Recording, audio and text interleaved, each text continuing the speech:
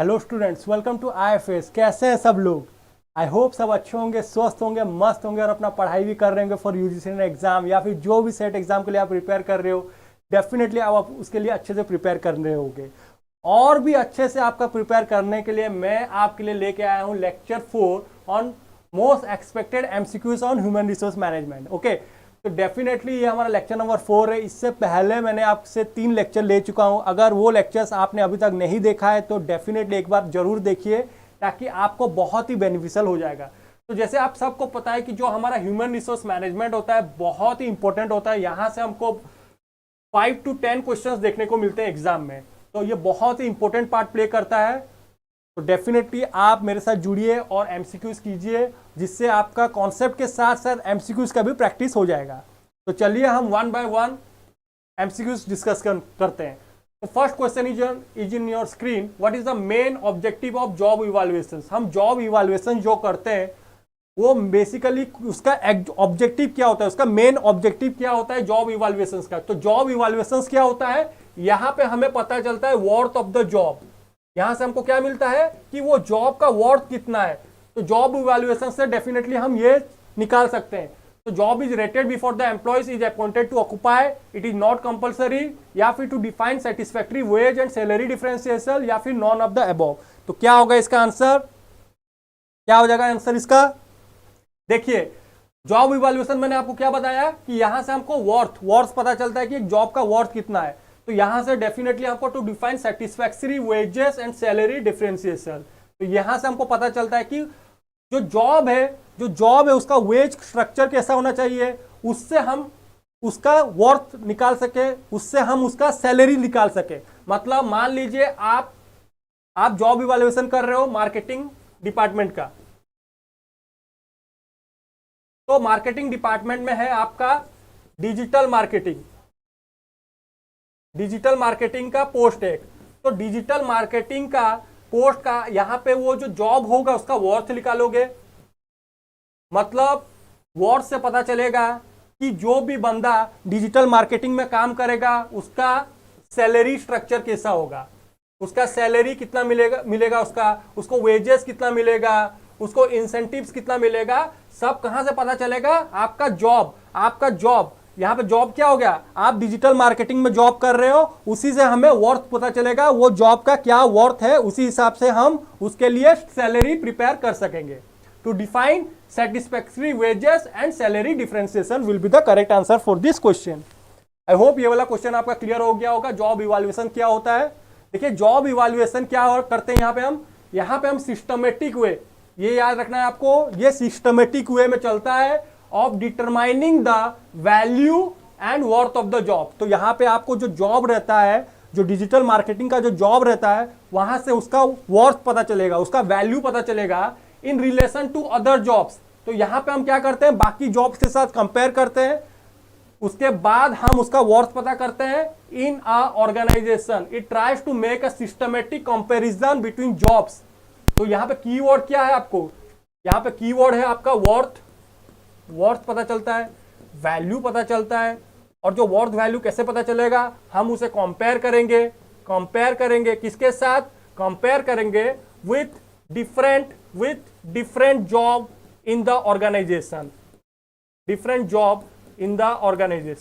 तो उसी हिसाब से हम क्या करेंगे, उसी हिसाब से हम अपना सैलरी को एनालिसिस करेंगे और उसी हिसाब से हम सैलरी प्रोवाइड करेंगे अपने एम्प्लॉइज को।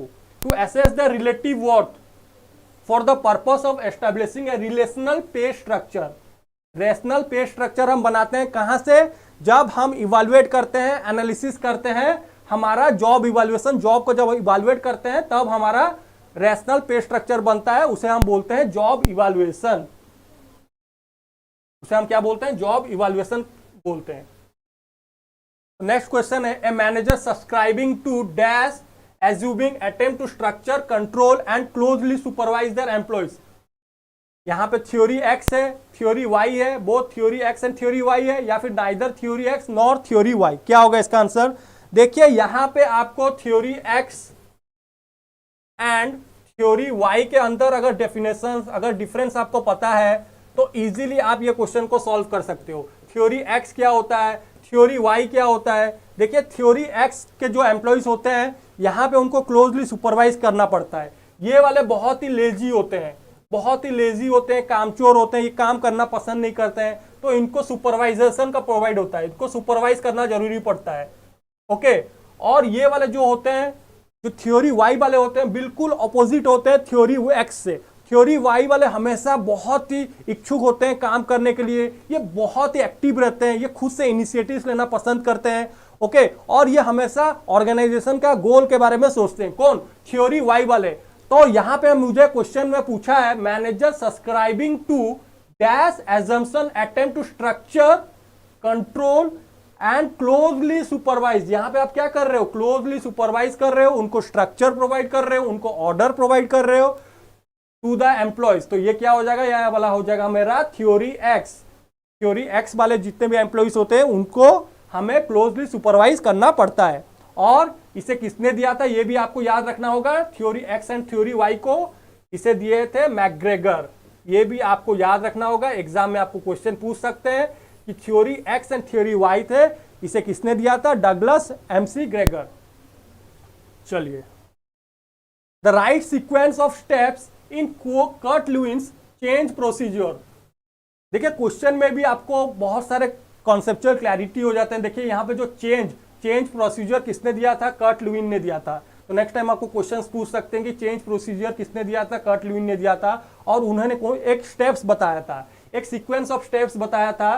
तो आपको सिंपली फाइंड आउट करना है कि कर्ट-लुईस ने जो स्टेप्स बताया था क्या क्या स्टेप्स था। क्या अनफ्रीजिंग, मूविंग, फ्रीजिंग, क्या मूविंग, अनफ्रीजिंग, या फिर फ्रीजिंग, या फिर अनफ्रीजिंग, फ्रीजिंग, मूविंग, या फिर फ्रीजिंग, मूविंग एंड अनफ्रीजिंग। क्या हो जाएगा इसका आंसर? तो यहां पे मेरे साथ जॉन जुड़ चुके हैं। Very good afternoon John, hello, good evening John. Prateek good evening, and Prateek ने ए, जॉन ने डी, श्वेता ने ए, रूसी, very good evening to all of you. देखिए क्वेश्चन नंबर 3 का आंसर क्या हो जाएगा? देखिए फर्स्ट हम करते हैं अनफ्रीज। फर्स्ट हम करते हैं अनफ्रीज। अनफ्रीज का मतलब क्या होता है? देखिए अनफ्रीज का मतलब ensure that employees are ready for change. यहां पे हम एम्प्लॉयज के अंदर चेंज लाने का कोशिश करते हैं। यहां पे हम देखते हैं कि employees really are ready to change. Yes, ये रेडी है, yes they are ready to change. Then we move to the change, then उनके अंदर हम चेंजेस लाते हैं। एग्जीक्यूट, यहां पे हम क्या करते हैं? एग्जीक्यूट करते हैं द इंटेंडेड चेंज। जो भी हम हमारे एम्प्लॉयज के अंदर चेंजेस लाने का कोशिश कर रहे हैं, यहां पे हम उसको इम्प्लीमेंट करेंगे, एग्जीक्यूट करेंगे, और उनके अंदर चेंजेस आएगा। ठीक है, चेंजेस आ गया, फिर चेंजेस आने के बाद फिर हम उससे क्या कर देंगे? रिफ्रीज कर देंगे। रिफ्रीजिंग मतलब क्या हो जाता है? Ensure that changes become permanent. पहले हम क्या करते हैं? पहले हम एंश्योर करते हैं कि employees are ready for change. ठीक है, okay, yes they are ready for change. फिर हम उनके अंदर चेंजेस लाते हैं, उनको एग्जीक्यूट करते हैं, उनके अंदर इंप्लीमेंट करते हैं। इंप्लीमेंट करने के बाद उनके अंदर जो चेंजेस आता है उसे हम क्या कर देते हैं? परमानेंट कर देते हैं। क्या करते हैं? परमानेंटली चेंजेस कर देते हैं, और उसे हम बोल देते हैं रीफ्रीज। क्या बोलते हैं? रीफ्रीज। तो ये स्टेप्स आपको याद रखना है। First we do unfreeze, then we change, then we refreeze. Okay, UCR एक छोटा सा निमोनिक से आप याद रख सकते हो, UCR, अनफ्रीज, चेंज एंड रीफ्रीज। चलिए नेक्स्ट क्वेश्चन की तरफ हम मूव करते हैं। देखिए negotiation of labour contract by union and management is refer to as what? जो नेगोशिएशन होता है यूनियन, यहां पे आपका यूनियन मेंबर है, ये आपके यूनियन मेंबर यहां पे खड़े हैं। ओके, और यहां पे आपके जो मैनेजमेंट है, जो एम्प्लॉयर है, मैनेजमेंट, यहां पे आपके मैनेजमेंट है, या फिर जो आपको एम्प्लॉयमेंट दिए हैं, एम्प्लॉयर। जो इन दोनों के बीच में जो नेगोशिएशन होता है, इन दोनों के बीच में जो नेगोशिएशन होता है उसे हम क्या बोलते हैं? क्या इंडस्ट्रियल रिलेशन, क्या ट्रेड यूनियन, क्या कंज्यूमरिज्म, या फिर कलेक्टिव बार्गेनिंग? क्या होगा? बहुत ही इजी सा क्वेश्चन होता है। जब एक लेबर कॉन्ट्रैक्ट साइन होता है, एक नेगोशिएशन होता है, जब हमारे यूनियन मेंबर और हमारे मैनेजमेंट या फिर एम्प्लॉयज के बीच में, उसे हम बोलते हैं कलेक्टिव बार्गेनिंग। क्या बोलते हैं हम? उसे हम बोल देते हैं कलेक्टिव बार्गेनिंग बोल देते हैं। तो देखिए कलेक्टिव बार्गेनिंग क्या होता है? Collective bargaining is the process in which working people through their unions, किसके जरिए? ये भी आपको याद रखना है, यूनियंस के जरिए negotiate contracts with their employers. तो ये बेसिकली किन लोग के बीच में नेगोशिएट होता है, यूनियन और एम्प्लॉयज के बीच में नेगोशिएशन होता है। Determine the terms of employment including पे, कितना पैसा मिलना चाहिए, क्या बेनिफिट्स मिलना चाहिए, कितना घंटा वो काम करेंगे, उनको कितना लीव मिलना चाहिए, उनका हेल्थ कंडीशन कैसा होना चाहिए, उनका safety policies, way to balance work and family and more. तो ये बेसिकली एक नेगोशिएशन होता है between the trade union and the employer management. और यहाँ पे वो डिसाइड करते हैं कि जो भी ट्रेड यूनियन के मेंबर्स होते हैं, जो भी एम्प्लॉयज होते हैं, उनको कैसा पेमेंट मिलना चाहिए, उनका हेल्थ केयर के ऊपर ध्यान रखना चाहिए, उनका लीव, सेफ्टी पॉलिसीज, जितने भी टर्म्स एंड कंडीशन है वो सब नेगोशिएटेड होता है इन कलेक्टिव बार्गेनिंग। ओके, चलिए नेक्स्ट चलते हैं हम the outside third party. The outside third party आ जाता है यहाँ पे, who is brought in to settle a dispute and he और she has the authority to make a decision is called what, third party. जैसे मैंने आपको बताया यहां पे आपका ट्रेड यूनियन है और यहां पे आपके मैनेजमेंट है, आपके एम्प्लॉयर है। इनके बीच में नेगोशिएशन हो रहा था बट फेल हो गया, इन दोनों के बीच में नेगोशिएशन फेल हो गया, but they have to depend on the third party. जो थर्ड पार्टी के ऊपर ये जो डिपेंड होते हैं, थर्ड पार्टी, उसको हम क्या बोलते हैं, थर्ड पार्टी के ऊपर जो डिपेंड हो रहे हैं, यूनियन और मैनेजमेंट में नेगोशिएशन चल रहा है बट वो फेल हो जाता है, and they have to depend on the third party for the decision. And third party, ये जो थर्ड पार्टी है, इसके पास ऑथोरिटी है, इसके पास बाइंडिंग रूल्स है कि ये जो भी डिसीजन लेगा, जो थर्ड पार्टी जो भी डिसीजन लेगा, ये दोनों को वो चीज मानने को पड़ेगा। यूनियन और मैनेजमेंट यहाँ पे जो भी थर्ड पार्टी जो बोल देगा उसको मानना पड़ेगा। उसको हम क्या बोलते हैं, क्या गवर्नमेंट, क्या आर्बिट्रेटर, क्या यूनियन, या फिर लीगल एक्सपर्ट्स? क्या होगा इसका आंसर? देखिए इसका आंसर हो जाएगा, ये जो थर्ड पार्टी है इसको हम बोल देते हैं आर्बिट्रेटर। क्या बोलते हैं? आर्बिट्रेटर बोलते हैं, इसको हम बोलते हैं आर्बिट्रेटर। ये याद रखना होगा कि जब यूनियन और मैनेजमेंट जो हमारे एम्प्लॉयर्स होते हैं उनके बीच में नेगोशिएशन फेल हो जाता है, तब वो थर्ड पार्टी के पास जाते हैं, और जो भी थर्ड पार्टी होता है उसका डिसीजन फाइनल होता है। वो जो भी अथॉरिटी देगा, जो भी डिसीजन करेगा, वो बाइंडिंग होता है, आप उसे चेंज नहीं कर सकते हो। उसे हम बोल देते हैं एन आर्बिट्रेटर। याद रखिए, उसे हम क्या बोलते हैं? आर्बिट्रेटर। और ये बेसिकली आपका डिस्प्यूट जो भी होता है सेटलमेंट कर लेता है। तो आर्बिट्रेटर क्या होता है? आर्बिट्रेशन क्या होता है? एक प्रोसीजर होता है इन विच अ डिस्प्यूट इज सबमिटेड। तो यहाँ पे जो डिस्प्यूट होता है उसको सबमिट किया जाता है by the agreement of the parties. Agreement of the parties मतलब यहाँ पे जो ट्रेड यूनियन होते हैं और जो मैनेजमेंट होते हैं, उन दोनों के बीच में एग्रीमेंट होता है, और वो अपना एक डिस्प्यूट सेटलमेंट को सबमिट करते हैं टू वन और more arbitrator who makes a binding decision. ये भी आप याद रखिए कि ये एक बाइंडिंग डिसीजन है। ये इसमें आप वो जो भी डिसीजन दे देगा उसे आप चेंज नहीं कर सकते ऑन द डिस्प्यूट।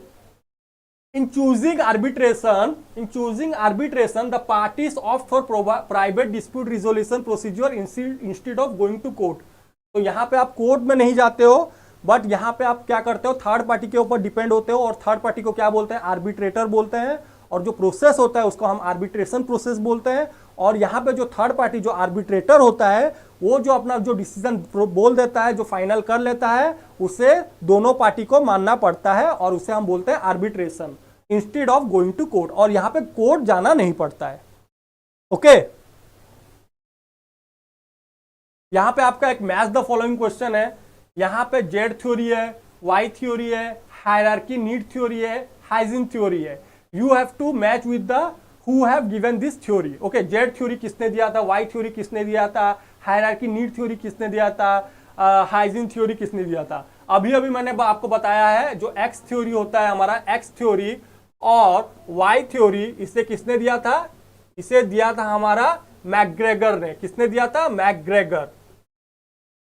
किसने दिया था? MC McGregor. तो देखिए यहां पे वाई थ्योरी किसने दिया था? वाई थ्योरी दिया था किसने? मैकग्रेगर ने। तो 2 का सी हो गया। अभी मैं देखता हूं सी का 2 कहां पे? यहां पे सी का 3 है, सी का 4 है, सी का 2 है, सी का 1। तो ये option will be, this option will be the correct answer for this question. बाकी किसी में भी सी का 2 नहीं है, तो this one will be eliminated, this one will be eliminated, this one will also get eliminated. Okay, तो फिर जेड थ्योरी किसने दिया था? चलिए ठीक है। हायरार्की नीड थ्योरी किसने दिया था? हायरार्की नीड थ्योरी दिया था मैस्लो ने। और हाइजीन थ्योरी किसने दिया था? हाइजीन थ्योरी दिया था हर्जबर्ग। तो हम हर्जबर्ग का 2 फैक्टर थ्योरी पढ़ते हैं, एक मोटिवेशन थ्योरी होता है, एक हाइजीन थ्योरी होता है, उसने किसने दिया था? हर्जबर्ग ने दिया था। और जेड थ्योरी किसने दिया था? विलिविक ने दिया था। ओके, नीड हायरार्की थ्योरी जो हमने अभी अभी पढ़ के आए हैं, नीड हायरार्की थ्योरी किसने दिया था? Was propounded by Peter F Drucker, Abraham Maslow, MC Freeland या फिर एल्टन मायो। किसने दिया था need hierarchy theory? Basically need hierarchy theory was given by Abraham Maslow. तो ये याद रखिए, अब्राहम मैस्लो ने नीड हायरार्की थ्योरी दिया था। One of the following is not, one of the following is not, not बोला है, not included in job descriptions.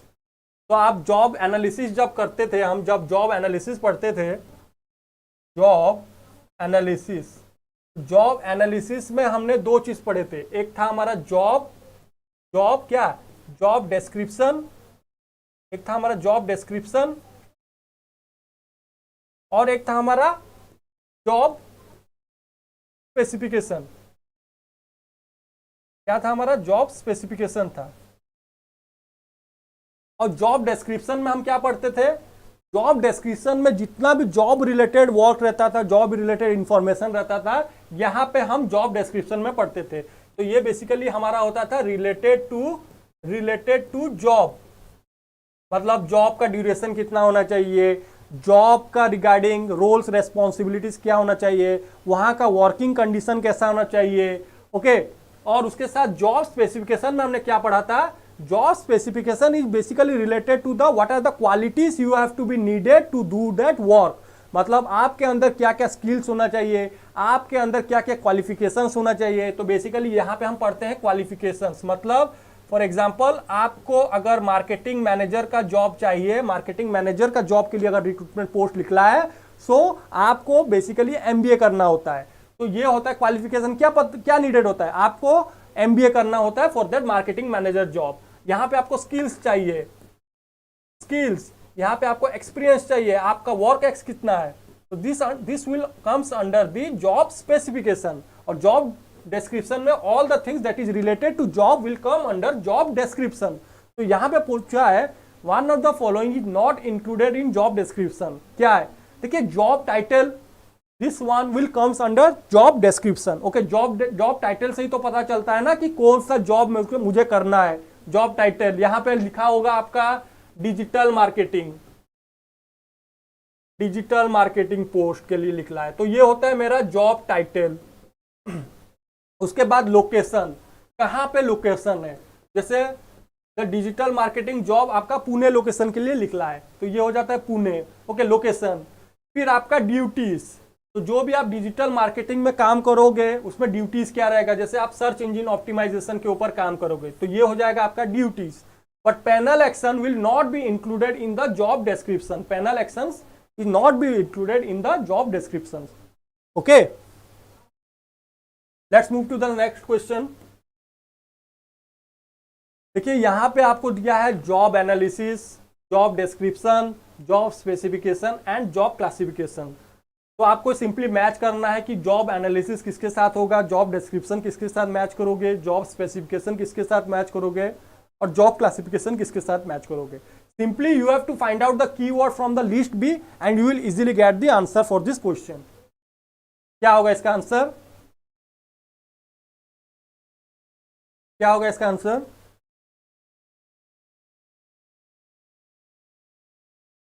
देखिए, मेरे को यहां पे पता है जॉब स्पेसिफिकेशन का मतलब क्या है। जॉब स्पेसिफिकेशन अभी हमने पढ़ के आया है कि मेरे को क्वालिटीज क्या क्या चाहिए, क्या क्या क्वालिटीज मेरे अंदर होना चाहिए कि मैं वो जॉब को अच्छे से निभा सकूं, अच्छे से कर सकूं। What are the skills I have to need to do that work. Okay, skills, what are the skills, what are the qualities, what should be my experience, what should be my experience for that job। तो this comes under the job specification। अगर मैं यहाँ पे देखूं job specification, तो देखिए 3 का B, statement of human qualities to fill the job. So simply here it is saying that what are the statement, what are the human qualities to fill the job, what are the human qualities needed in me that I should fill that job. तो 3 का क्या हो जाएगा मेरा answer? B. Okay, अभी मैं देखता हूं 3 का बी कहां पे है. देखिए एक ही ऑप्शन 3 का बी, बाकी ए है, सी है, डी. एक ही ऑप्शन से मेरा आंसर बिल्कुल परफेक्ट निकल गया. ओके, तो फिर बाकी का भी हम देख लेते हैं. जॉब एनालिसिस क्या होता है? देखिए जॉब एनालिसिस में मैंने बताया था कि यहां पे आप जॉब के फैक्ट्स, जॉब के बारे में पढ़ाई करते हो, जॉब के बारे में एनालिसिस करते हो. बेसिकली यहां पे जॉब एनालिसिस मतलब यहां पे आप जॉब के बारे में स्टडी करते हो, मतलब वो कैसा टाइप का जॉब होना चाहिए. वहां हो गया हमारा जॉब डिस्क्रिप्शन, फिर वो जॉब को करने के लिए कौन सा ह्यूमन क्वालिटीज नीडेड है, वो हो गया हमारा जॉब स्पेसिफिकेशन. तो process of obtaining job facts. तो 1 का हो गया मेरा, क्या हो गया? 1 का मेरा हो गया सी. 1 का हो गया मेरा C. Okay. 2 job description. Job description क्या हो जाता है? देखिए statement of duties and responsibilities of a job. मतलब वो जॉब करने के लिए क्या क्या duties and responsibilities will be needed. 2 का हो गया डी.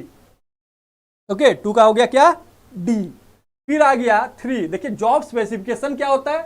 जॉब स्पेसिफिकेशन जैसे मैंने बताया कि क्या क्या ह्यूमन क्वालिटीज स्किल्स एक्सपीरियंस क्या क्या नीडेड है वो काम करने के लिए.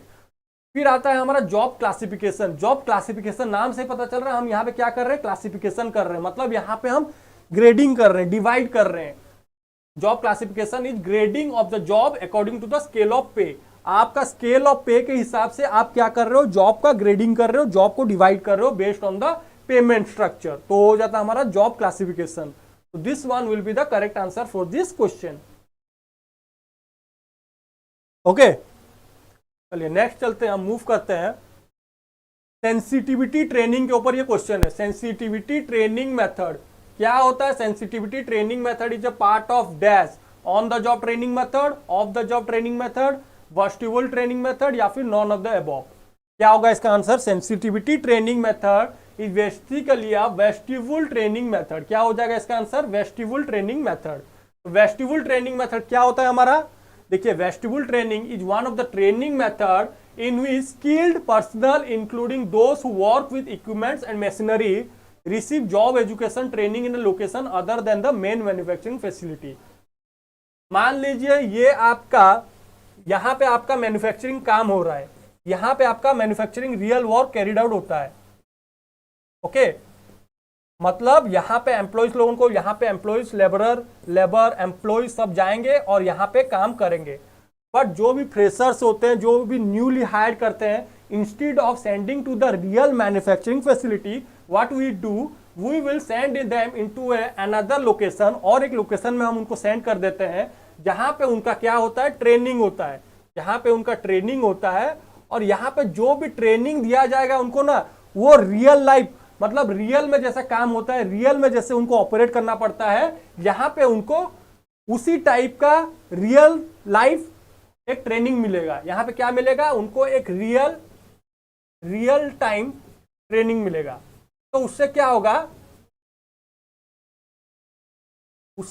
यहां पे वो ट्रेंड होंगे, जब वो यहां पे जाएंगे तो बहुत ही अच्छे से वो काम करेंगे. फॉर एग्जांपल जैसे हमारा होता है पायलट का क्या होता है? डायरेक्टली तो हम उससे नहीं बोलते हैं कि डायरेक्टली जाके वो एरोप्लेन चलाएगा, नहीं. उससे क्या होता है? उसी टाइप का एनवायरनमेंट में लेके जाएंगे और वहां पे हम वहां पे एरोप्लेन का स्ट्रक्चर बनाएंगे और उसे वहां पे हम ट्रेनिंग प्रोवाइड करेंगे, ताकि जब वो रियल लाइफ में, रियल टाइम में जाएगा, वहां पे वो इजीली उसे उड़ा सकेगा. तो उसे हम बोलते हैं वेस्टिबुल ट्रेनिंग. क्या बोलते हैं हम उसे? Vestibule training. और उसे हम सेंसिटिविटी ट्रेनिंग भी बोलते हैं. सेंसिटिविटी ट्रेनिंग भी बोलते हैं. क्या बोलते हैं? Sensitivity training and T type training भी बोलते हैं. तो this are the different types of training, you have to remember. ये सबका मीनिंग सेम ही होता है, सबका मीनिंग सेम ही होता है. ओके, नेक्स्ट क्वेश्चन की तरफ चलते हैं. अंडर एल्डरफर्स ने एक ईआरजी थ्योरी दिया था. ईआरजी थ्योरी किसने दिया था? एल्डरफर ने दिया था. इसे भी आप याद रखिए. The 3 core needs. तो उन्होंने एक 3 कोर नीड्स बताया था, ERG. तो ये पूछ रहे हैं ERG stand for what? Emotional, relational and growth, emotional, rational and growth, existence reliability and gain, या फिर एग्जिस्टेंस रिलेटेडनेस एंड ग्रोथ? क्या होगा इसका आंसर? देखिए एल्डरफोर्ड ने दिया था E stand for existence, E stand for what? Existence. R stand for what? Relatedness. R stand for what? Relatedness. G stand for what? Growth. G stand for what? Growth. तो ये आप ERG थ्योरी से बोलते हैं। तो this one will be the correct answer for this question, existence, relatedness and growth. Okay, तो देखिए यहां पे आपको और अच्छे से डिस्क्रिप्शन मिल जाएगा।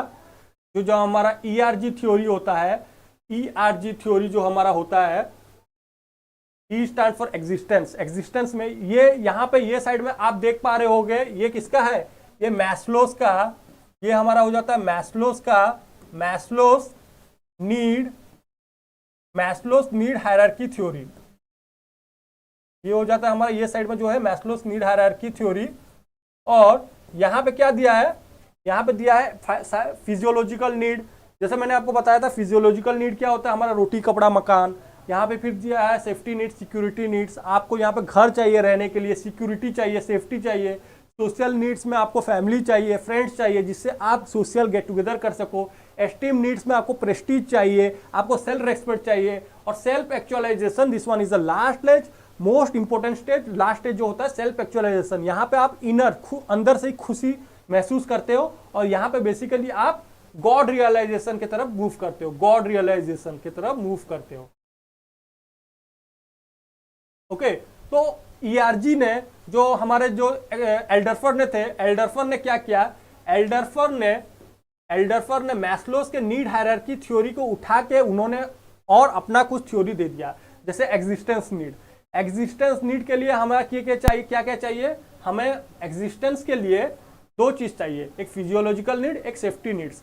मतलब यहाँ पे हमको खाना पीना, रोटी कपड़ा मकान सब चाहिए। तो ये हो जाता है मेरा physiological needs and safety needs. उसके बाद रिलेटेडनेस नीड्स। देखिए रिलेटेडनेस नीड्स क्या हो जाता है? मैं यहाँ पे रिलेट करूंगा, रिलेटिव बनाऊंगा, रिलेशनशिप मेंटेन करूंगा। किसके साथ? यहाँ पे मेरे फैमिली चाहिए, फ्रेंड्स, वाइफ सब चाहिए यहाँ पे। ओके, तो यहाँ पे बेसिकली सोशल नीड एंड यहाँ पे एस्टीम नीड्स को उन्होंने दो टाइप में डिवाइड किया है। एक होता है मेरा आउटर एस्टीम नीड्स, एक हो जाता है मेरा आउटर एस्टीम नीड्स, आउटर, और एक हो जाता है मेरा इनर। एक क्या हो जाता है? एक इनर हो जाता है, एक इनर हो जाता है, एक आउटर एक इनर हो जाता है। तो आउटर में रिलेटेडनेस आ जाएगा, और इनर ग्रोथ के साथ साथ मुझे सेल्फ एक्चुअलाइजेशन नीड जब मिल जा रहा है तब मेरा क्या हो जा रहा है? ग्रोथ नीड्स हो जा रहा है। Okay, which one is not a part of recruitment process? जो रिक्रूटमेंट प्रोसेस होता है, not a part of recruitment process. क्या? Determining recruitment, planning recruitment and campaign, attracting candidates, या फिर सिलेक्टिंग कैंडिडेट्स? क्या होगा इसका आंसर? देखिए एक हमारा रिक्रूटमेंट प्रोसेस होता है, एक हमारा क्या होता है? एक हमारा रिक्रूटमेंट प्रोसेस होता है, एक हमारा होता है रिक्रूटमेंट प्रोसेस, और एक होता है हमारा सिलेक्शन प्रोसेस। एक होता है हमारा सिलेक्शन प्रोसेस। तो दोनों ही मेरे डिफरेंट कॉन्सेप्ट है, दोनों क्या है? डिफरेंट कॉन्सेप्ट है। तो यहाँ पे मुझे क्वेश्चन में पूछा है कि रिक्रूटमेंट प्रोसेस के अंदर क्या क्या आएगा। देखिए रिक्रूटमेंट प्रोसेस के अंदर डिटरमाइनिंग द रिक्वायरमेंट्स, यहाँ पे मुझे रिक्वायरमेंट किस चीज़ के लिए चाहिए, यहाँ पे मैं recruitment planning, human resource planning करता हूँ। फिर रिक्रूटमेंट कैंपेन, मैं रिक्रूटमेंट का कैंपेन कहाँ पे करूँगा? मीडिया में करूँगा, न्यूज़पेपर में करूँगा, कहाँ कौन सा मीडियम यूज़ करूँगा। फिर यहाँ पे मैं अट्रैक्टिंग द कैंडिडेट्स, यहाँ पे मैं उनको अट्रैक्ट करूँगा, सोशल मीडिया में डालूंगा, पोस्ट करूँगा, इंस्टाग्राम में पोस्ट करूँगा, जहाँ से लिंक्डइन में पोस्ट करूँगा, जहाँ से कैंडिडेट अट्रैक्ट हो पाएंगे। बट सिलेक्टिंग द कैंडिडेट्स, यहाँ पे जो बोल रहा है selecting the candidate is a part of what? Selecting is a part of selection, this is the part of selection. ये सिलेक्शन प्रोसेस के अंदर आ जाता है। तो this one will B not be the correct answer for this question. Okay, चलिए तो देखिए recruitment process में फर्स्ट हम क्या करते हैं? रिक्रूटमेंट प्लानिंग करते हैं। रिक्रूटमेंट प्लानिंग मतलब यहाँ पे मैन पावर प्लानिंग हम करते हैं। मैन पावर प्लानिंग, हमें कितना एम्प्लॉयज नीडेड है, हमें कितना ह्यूमन बींग्स नीडेड है टू डू दैट वर्क। तो एक पोस्ट निकलता है, वो पोस्ट को फिल करने के लिए how much man power will be needed in recruitment planning, we did all that process. Then we comes to strategy development. Then the next step will be the strategy development. What are the strategy I have to follow to fill that post? Strategy development. मैं strategy बनाऊंगा यहाँ पे, okay. फिर यहाँ पे basically क्या होता है, मेरा brainstorming होता है, यहाँ पे brainstorming sessions होता है, यहाँ पे ideas generation होगा, strategy develop होगा। तो बेसिकली जो मेरा strategy development होता है ये कहाँ पे होगा, ये मेरा सुपरियर लेवल में, हेड लेवल में होगा, सीनियर लेवल में होगा। तो यह जितने भी सीनियर लेवल्स होंगे, सीनियर लेवल मैनेजर्स होंगे, जो मेरे सीनियर एचआर मैनेजर होंगे, वो स्ट्रेटेजी डेवलप करेंगे कि how they are going to recruit the process, how they are going to hire the man power. Then next come will be the searching. What does searching means here, they will search for the potential candidate from which they will hire. Okay, search करेंगे। तो searching में क्या आ जाएगा, यहाँ पे हम potential candidate को search करने का कोशिश करेंगे, यहाँ पे हम पोटेंशियल कैंडिडेट्स को हायर करने का कोशिश करेंगे, सर्च करेंगे कि कहाँ से मेरे को पोटेंशियल कैंडिडेट्स मिलेंगे। फिर सर्च करने के बाद हम स्क्रीनिंग करेंगे, फिर स्क्रीन करेंगे कि हाँ यहाँ से हमको ले सकते हैं, स्क्रीनिंग हो गया। स्क्रीनिंग के बाद last stage will be the evaluation and control. At the end we will evaluate that this are the some areas, this are the some mediums through which we can use and we can hire for the process. And then after that we will move to the selection process. मतलब पहला हमारा क्या होता है, recruitment process होता है, then we will move to the selection process. तो ये इसको आप याद रखिए, नेक्स्ट टाइम आपको क्वेश्चन में पूछ सकते हैं कि जो हमारा रिक्रूटमेंट प्रोसेस होता है, कौन सा प्रोसेस को हम फॉलो करते हैं इन रिक्रूटमेंट प्रोसेस। तो ये याद रखिए, recruitment planning, strategy development, searching, screening and evaluation and control. Okay, consider the following punishment in a disciplinary action. कौन सा पनिशमेंट होता है, क्या वार्निंग पनिशमेंट में आता है, क्या डिमोशन पनिशमेंट में आता है, क्या सेंसर पनिशमेंट में आता है, या फिर डिसमिसल पनिशमेंट में आता है इन डिसिप्लिनरी एक्शन। तो हम एक डिसिप्लिनरी एक्शन लेते हैं, डिसिप्लिनरी एक्शन करते हैं, उसमें कौन सा पनिशमेंट आता है। Which of the following comes under the minor punishment. यहाँ पे बेसिकली आपको कोड में दिया है, ये कोड दिया है, यहाँ से आपको फाइंड आउट करना है कि माइनर पनिशमेंट क्या होगा, मेजर पनिशमेंट नहीं, माइनर पनिशमेंट।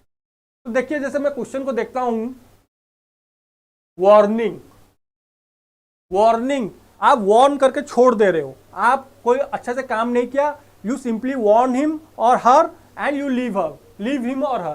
तो वार्न तो आएगा, देखिए वार्न तो मेरा सब में है, यहाँ पे भी है, यहाँ पे भी है, यहाँ पे भी है, यहाँ पे भी है, ABCD में चारों जगह में है, ठीक है। देखिए डिमोशन हम जब कर रहे हैं, डिमोट कर रहे हैं, मतलब एक पोस्ट में वो सीनियर लेवल में था, अभी हम सीनियर लेवल से उसे जूनियर लेवल में डिमोट कर दे रहे हैं, तो ये पनिशमेंट हो जाता है, बिकॉज उसको डिमोट कर रहे हैं। तो 2 will not be a minor punishment, this will be a major punishment. ये क्या हो जाएगा, ये आपका मेजर पनिशमेंट में आएगा, because you are demote him और हर।